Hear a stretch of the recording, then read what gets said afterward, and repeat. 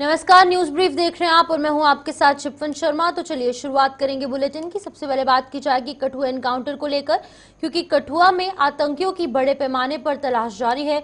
सुरक्षा बलों ने सर्च ऑपरेशन में तेजी लाई है। तो आपको बता दें कि कुछ ऐसे इलाके हैं जो कि संवेदनशील है और वहां पर ये आतंकी छिपे हो सकते हैं और उनकी तलाशी लगातार की जा रही है। कुछ ऐसी जगहों के नाम अगर मैं आपको बताऊंगी तो बिनी, उज और नाज नाला भी खंगाला जा रहा है। लेकिन ये पंचतीर्थी इलाका है जिला कठुआ के, जो थाना और सुफैन के साथ साथ वहां पर भी कल हमने देखा किस तरीके से रुक रुक कर गोलीबारी की आवाजें सुनाई दी गई। कुछ स्थानीय लोगों ने भी पुष्टि की कि बिल्कुल रुक रुक कर गोलीबारी जो है वो दोनों तरफ से सुनाई दे रही थी।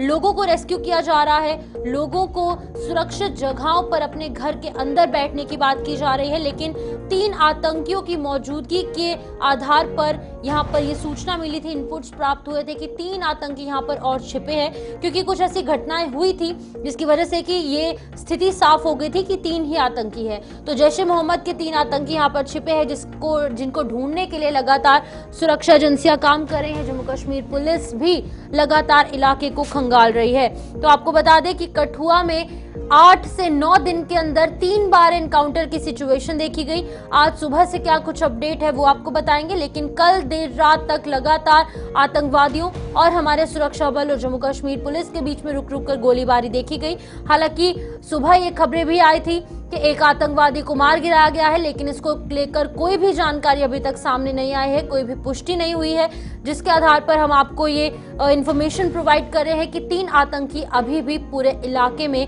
छिपे हुए हैं। अब ये भी बताया जा रहा है कि 5 आतंकी द्वारा या तो इन्फिल्ट्रेशन की गई थी या फिर ये लोकल्स हैं, क्योंकि 2 इनके साथी जो है वो मार गिराए गए थे।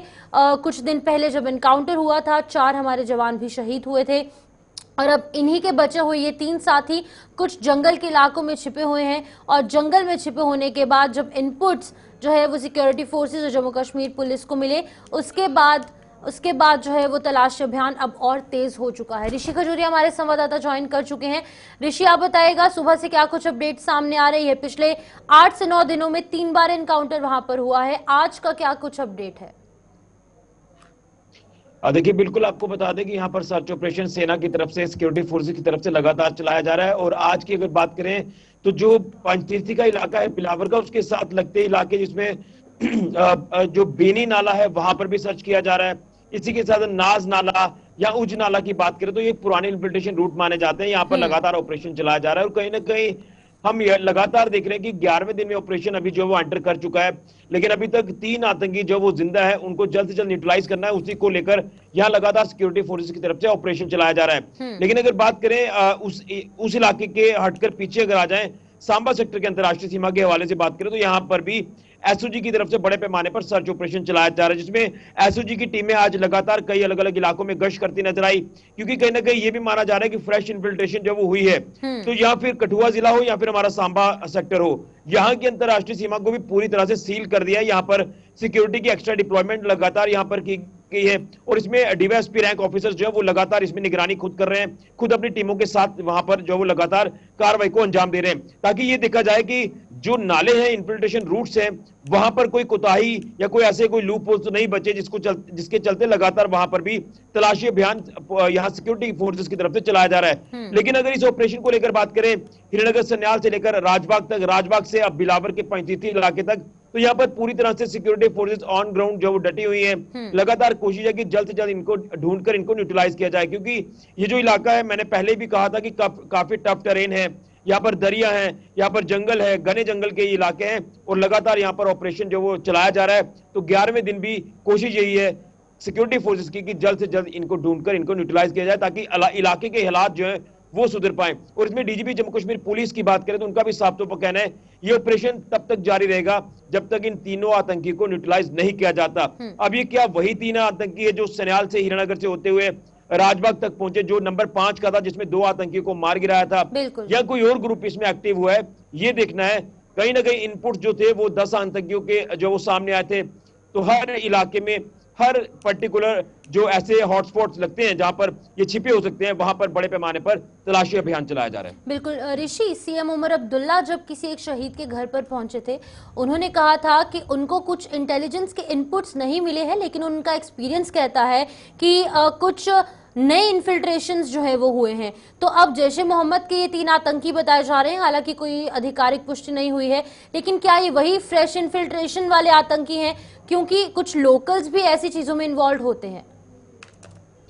देखिए, माना जा रहा है कि फ्रेश इन्फिल्ट्रेशन हुई है। घुसपैठ पहले भी पाकिस्तान की तरफ से करवाने की कोशिश की जाती है। आपको मालूम होगा कि जब एलओसी पर बर्फबारी होती है तो कहीं ना कहीं घुसपैठ जो वो आईबी के रास्ते होने के चांसेस बढ़ जाते हैं। हमने इसके ऊपर कई बार यहां से अपडेट किया है। हम जब बॉर्डर के इलाकों में जाते हैं तो बीएसएफ भी लगातार अपनी कड़ी निगरानी वहां पर करती नजर आती है, लेकिन जो इनपुट से वो यही सामने आए कि 10 आतंकी हो सकते हैं। अब सीएम उमर अब्दुल्ला किस कॉन्टेक्स्ट में कह रहे हैं ये तो वही बता सकते हैं। इसके ऊपर मैं ज्यादा टिप्पणी नहीं करूंगा क्योंकि सिक्योरिटी से जुड़ा ये मामला है और इसमें सिक्योरिटी फोर्सेस इसमें बड़े लेवल पर इंटरवेन करेंगी, तभी जाकर चीजें स्पष्ट होंगी। लेकिन ये चीजें ये भी दिख रही हैं कि ऑन ग्राउंड हमने देखा कि कुछ ना कुछ लोकल सपोर्ट इनको मिली है। इस लोकल इंफ्रास्ट्रक्चर को तोड़ना होगा जो इनको प्रोवाइड किया जा रहा है। इसमें अगर ओजीडब्ल्यूज हैं उनको भी नेस्तो नाबूद करना होगा, उनके ऊपर भी सख्त कार्रवाई करने की जरूरत है। और कल भी इसी तरह से लोग जो वो काफी गुस्से में नजर आए थे, उन्होंने कहा कि आतंकवाद का हम सामना कर रहे हैं, आतंकवाद को जवाब दे रहे हैं, लेकिन कहीं ना कहीं जो इनका आतंकियों का साथ दे रहे हैं, जो देशद्रोही हैं, उनके ऊपर भी कहीं ना कहीं मुकदमे दायर करने की जरूरत है ताकि हमारे देश के जो रहने वाले हैं, जो इनका साथ दे रहे हैं, उनके खिलाफ सख्त कार्रवाई की जाए। तो कहीं ना कहीं इनपुट्स के आधार पर देखें तो ऐसी चीजें हुई हैं, लेकिन इसमें सिक्योरिटी फोर्सेस लगातार काम कर रही है, सुरक्षा एजेंसियां इसमें जुट चुकी हैं, जांच एजेंसियां लगातार काम कर रही हैं। तो कहीं ना कहीं कई बड़ी डेवलपमेंट होने वाली है। वो तमाम चीजें मुझे लगता है कि जल्द ही जो हमारे आला अधिकारी हैं जम्मू कश्मीर पुलिस के, वो पब्लिक डोमेन में चीजें रखेंगे और ये सारी पिक्चर क्लियर हो जाएगी कि ये फ्रेश इन्फिल्ट्रेशन है या कोई एक्टिव यहाँ पर ग्रुप ऑलरेडी यहाँ पर रह रहा था। ये तमाम चीजें इसके लेकर लगातार काम किया जा रहा है। ठीक है ऋषि, बहुत बहुत शुक्रिया तमाम जानकारी देने के लिए। ऋषि खजूरिया कठुआ के हवाले से अपडेट कर रहे थे, जहां पर आतंकियों की बड़े पैमाने पर तलाशी जो है वो की जा रही है और अभी फिलहाल 3 आतंकी इस पूरे जंगल के इलाके में जो है वो छिपे हुए हैं। बहुत जल्द इन्हें न्यूट्रलाइज करने की उम्मीद जताई जा रही है क्योंकि ऑलरेडी 2 इनके साथियों को न्यूट्रलाइज किया जा चुका है। हालांकि हमें एक बहुत बड़ा क्षति भी पहुंची है, 4 हमारे जवान शहीद हुए, लेकिन उम्मीद यही है कि इन 3 आतंकियों को भी नेस्तनाबूद जो है वो किया जाएगा और बहुत जल्द इनका खात्मा हो जाएगा। इसी बीच अब आगे बढ़ जाएंगे, बात अब डोडा की करेंगे, जहां पर एक तरफ सिक्योरिटी फोर्सेस, सिक्योरिटी एजेंसीज काम कर रही हैं, दूसरी तरफ विलेज डिफेंस गार्ड्स का कौशल बढ़ाने का काम सेना लगातार कर रही है। डोडा में विलेज डिफेंस गार्ड्स के लिए प्रशिक्षण शिविर लगाया गया और शिविर में आधुनिक हथियार जो है, जो मॉडर्न टेक्नोलॉजी के जो आर्म्स एंड एम्युनिशंस हैं, उनको चलाने का प्रशिक्षण दिया जा रहा है, उनको ट्रेनिंग दी जा रही है और मोर्चे पर रण कौशल के तौर तरीकों की भी जानकारी दी जा रही है। तो ये एक और बड़ी खबर सामने आ रही है क्योंकि जम्मू कश्मीर की बात की जाए तो यहाँ पर लगातार हालात कुछ इस तरीके के हैं कि जितने लोगों को ट्रेन किया जाए उतना कम है। तो विलेज डिफेंस गार्ड्स जो कि सेना के साथ कंधे से कंधा मिलाकर चल रही है, जम्मू कश्मीर पुलिस के साथ काम कर रही है, उनको भी अब ट्रेन करने की कोशिश की जा रही है। जहां पर पहले खबर आई थी कि अब इन्हें ऑटोमेटिक वेपन्स दिए जाएंगे, नई मॉडर्न टेक्नोलॉजी के लिए जो है इन्हें ट्रेन किया जाएगा। तो अब वो वक्त आ चुका है। ये तस्वीरें, ये जो आप देख रहे हैं, ये डोडा से सामने आ रही हैं, जहां पर रणकौशल के तौर तरीकों के बारे में इन विलेज डिफेंस गार्ड्स को जो प्रशिक्षण है वो दिया जा रहा है, ट्रेनिंग दी जा रही है ताकि कोई भी मुश्किल स्थिति हो वो कंधे से कंधा मिलाकर जम्मू कश्मीर पुलिस के साथ खड़े हो सके, सिक्योरिटी एजेंसीज के साथ वो काम कर सके ताकि आतंकवाद का सफाया, आतंकवाद का खात्मा पूरे जम्मू कश्मीर से जल्द किया जा सके। तो विकास मनहास हमारे साथ ज्वाइन कर चुके हैं जिला डोडा से, उनसे जानेंगे। विकास, आप बताइएगा, विलेज डिफेंस गार्ड्स का कौशल बढ़ाने के लिए अब सेना आगे आई है, कंधे से कंधा मिलाकर काम करना चाहते हैं विलेज डिफेंस गार्ड भी और सेना भी अब उन्हें ट्रेनिंग देने का काम कर रही है। जी शिपन, बिल्कुल इंडियन आर्मी जो है इस तरह से यहाँ के जो वीडीजी मेंबर हैं उनको जो है ट्रेनिंग करवा रही है, क्योंकि कभी भी कुछ भी हो सकता है।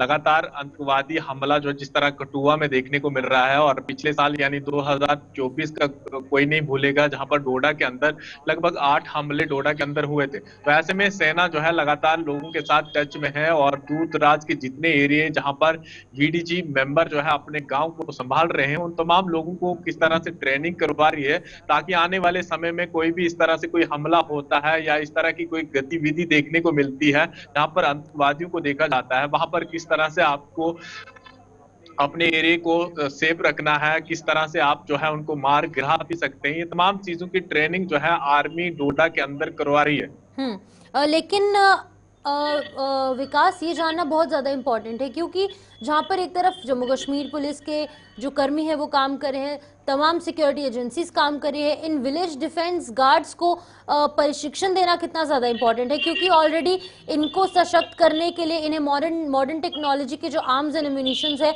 वो कहीं कहीं दिए जा रहे हैं। तो अब इन्हें जब ट्रेनिंग भी दी जाएगी तो जाहिर तौर पर ये आतंकवाद का खात्मा करने में एक और कदम आगे आएंगे और ज़्यादा फोर्सेज हमारे पास होंगी।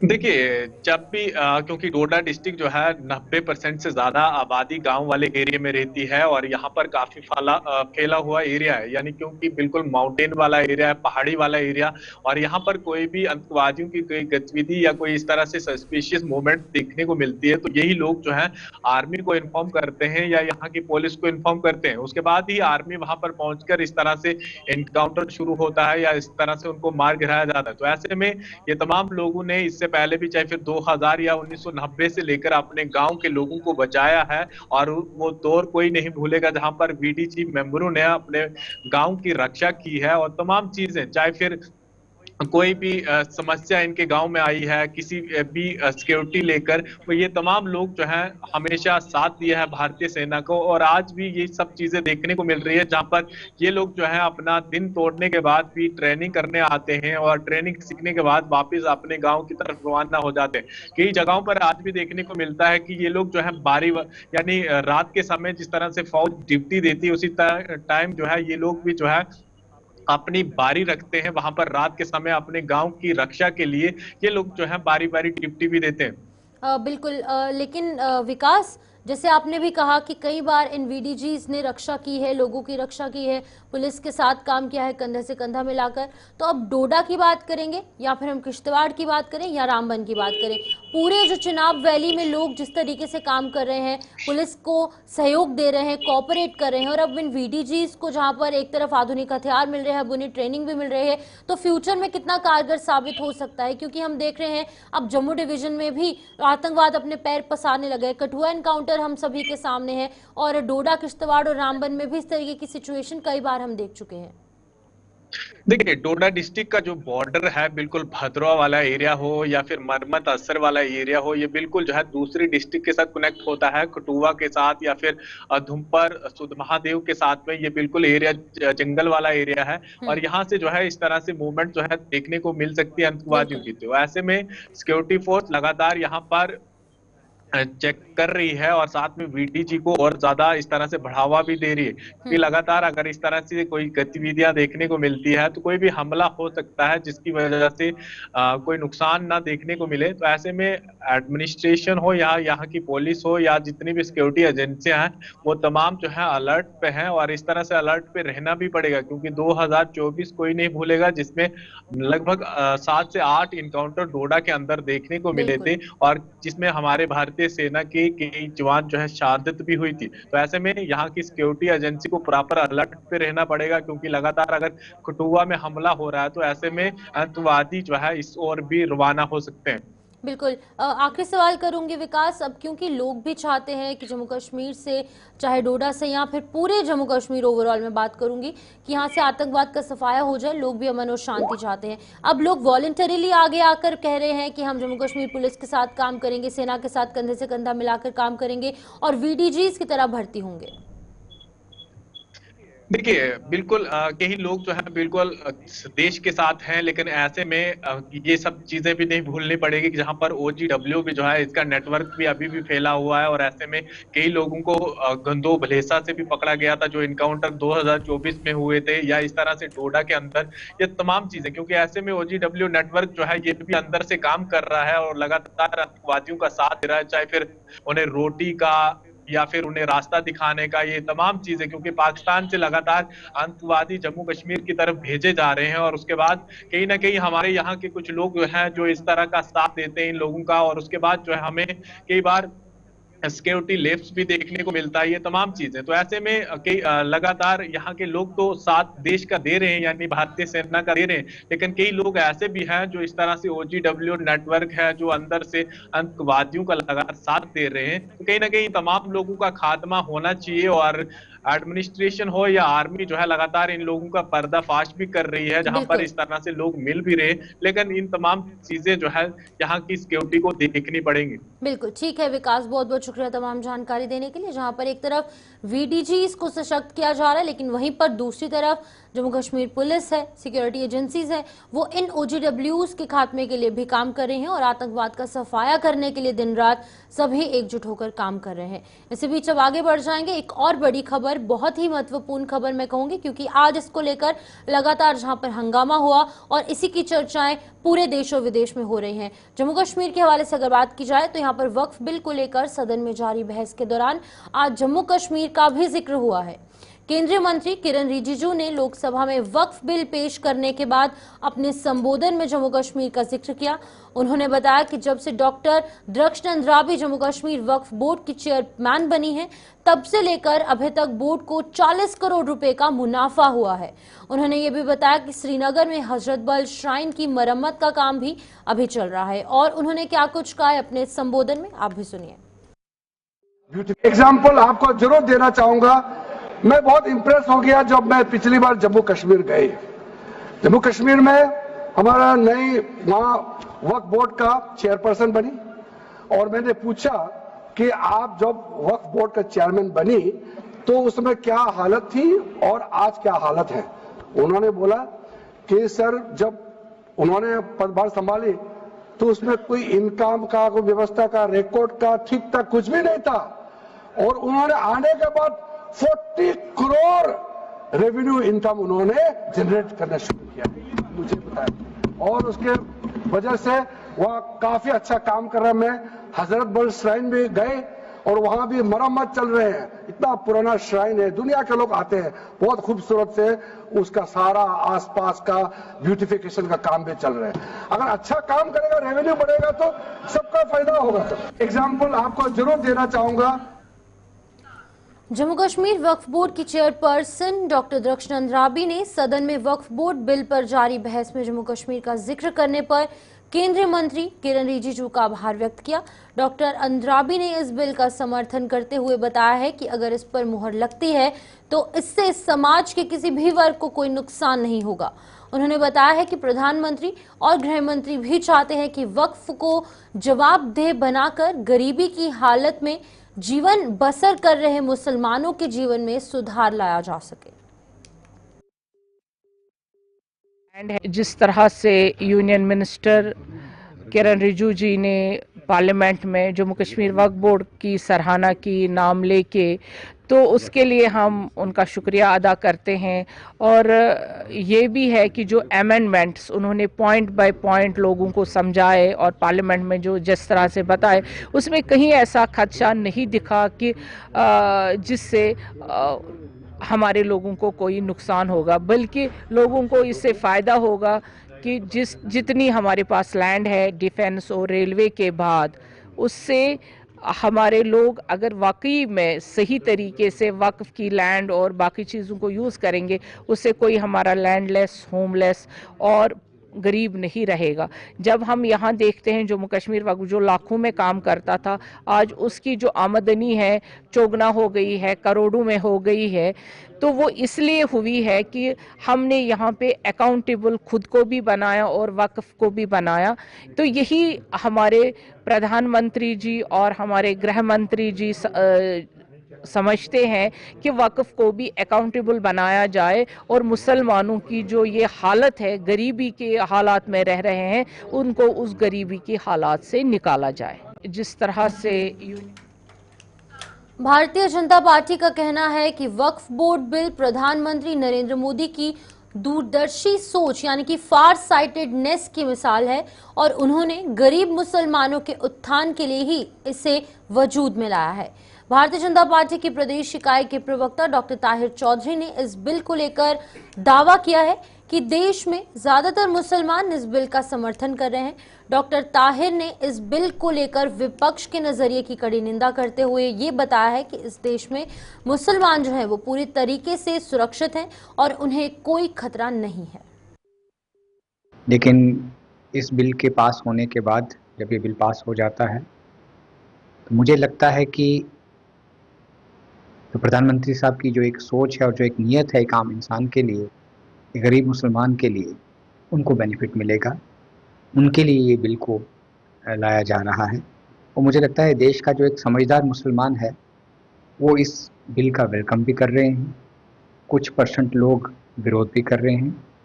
वो रला मिला सा एक दोनों तरफ का वो रहेगा रिएक्शन, लेकिन मेजॉरिटी जो मुस्लिम्स हैं देश के वो इसका वेलकम कर रहे हैं, क्योंकि प्रधानमंत्री साहब ने हमेशा इस चीज़ को देखा है कि जो एक किसी भी रिलीजन के जो गरीब लोग हैं उनके लिए वो सोचते हैं, ज़मीन से जुड़े हुए लोगों के लिए सोचते हैं कि जो इस तरह की जो प्रॉपर्टीज़ होती हैं, वक्फ की जो चीज़ें होती हैं, उसका बेनिफिट किसको मिलना चाहिए। और ये मुझे लगता है कि बड़े एक लंबे अरसे के बाद देश के अंदर ये जब चीज़ आएगी तो ये जिन लोगों को इसका बेनिफिट मिलना चाहिए उनको ये बेनिफिट मिलेगा। देश में सभी रिलीजन के लोग महफूज हैं, मुसलमान लोग भी महफूज हैं, क्योंकि ये देश एक गुलदस्ता है और गुलदस्ता तभी हरा भरा रहता है जब सभी लोग खुश रहें। मैं आपके चैनल के माध्यम से भारतीय जनता पार्टी का प्रवक्ता होने के नाते आपको चीज़ें क्लियर कर दूं। सरकार की नीयत बहुत साफ़ है, सरकार की नीयत बहुत क्लियर है। प्रधानमंत्री साहब की जो सोच है वो हमेशा हर रिलीजन के लोगों को बराबरी का हक देना चाहते हैं। ये उसी की वजह है।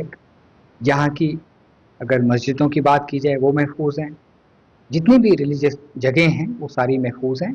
जो लोग उसके लिए लोगों को गुमराह करने की कोशिश कर रहे हैं, ऐसी कोशिश नहीं करनी चाहिए। देश के हालात ख़राब करने की कोशिश नहीं करनी चाहिए।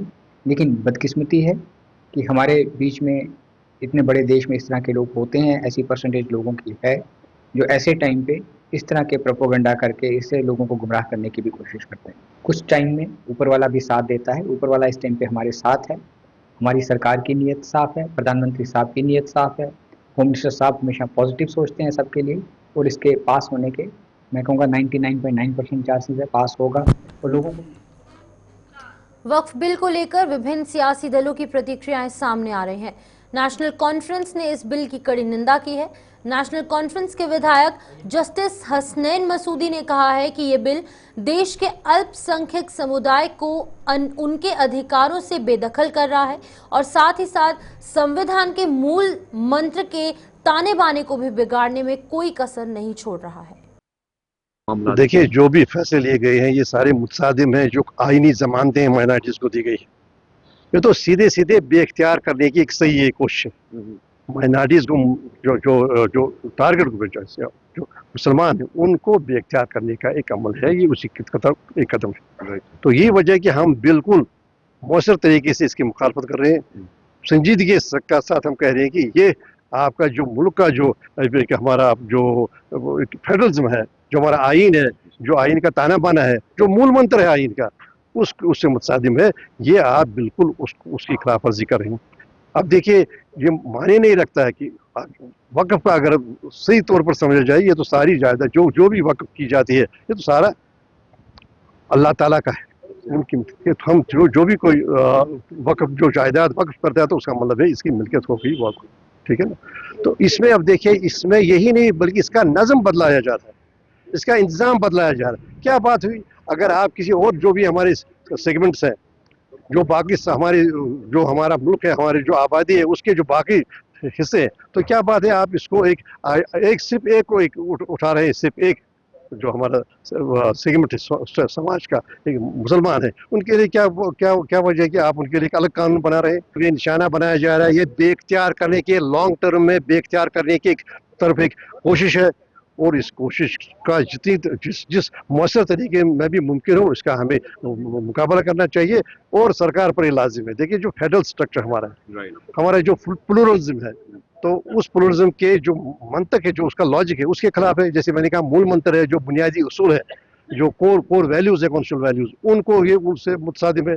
उनका ये खिलाफ वर्जी कर रही है। तो किसी भी सूरत में ये हमारे मुल्क के हक में नहीं है, बल्कि मुमकिन है एक पार्टी का एजेंडा हो, मुमकिन है एक पार्टी जो चाहती है कि बेख्तियार हो जाए, एक समाज का एक हिस्सा बेख्तियार हो जाए, मुमकिन है उनके उसमें शामिल हो। लेकिन जहाँ तक जनाब आम मुल्क है, जो आईनी ताना बाना है, जो हम उनकी बुनियादी जो कोर वैल्यूज हैं, उनके से। तो चलिए फिलहाल न्यूज ब्रीफ में इतना ही, दीजिए इजाजत और आप बने रहिए गुलिस्तान न्यूज के साथ।